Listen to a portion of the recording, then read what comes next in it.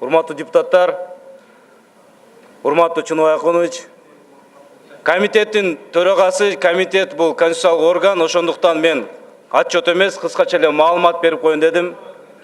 Жаманбы жакшы бир жыл иштедик. Комитеттин мүчөлөрү менен бирге, аппарат менен бирге биз 218 маселе карадык. Бир жыл ичинде 133 мыйзам, анчинен 85 мыйзамды кабыл алып президентке колгойго жөнөттүк. 5 жолу көчмө жыйын өткөрүпбүз.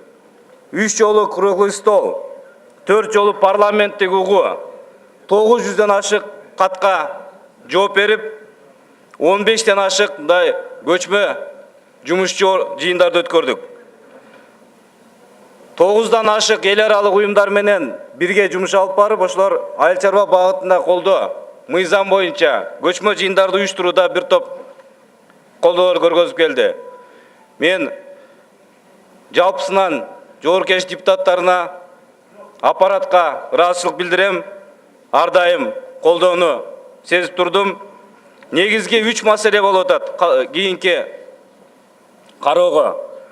Бул бүгүнкү күндөгү суу кодекси, трансформация маселеси жана идентификация. Мына ошо 3 мыйзамды токтоосуз карап, өкмөткө тапшырманы берип жөнөтүү зарыл.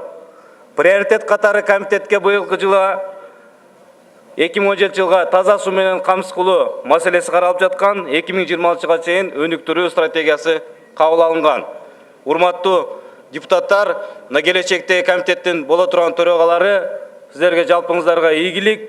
Мен ойлойм, калыстык менен ар бир фракцияга төрагалардын орун басары насип этет деген ойдомун. Рахмат сиздерге.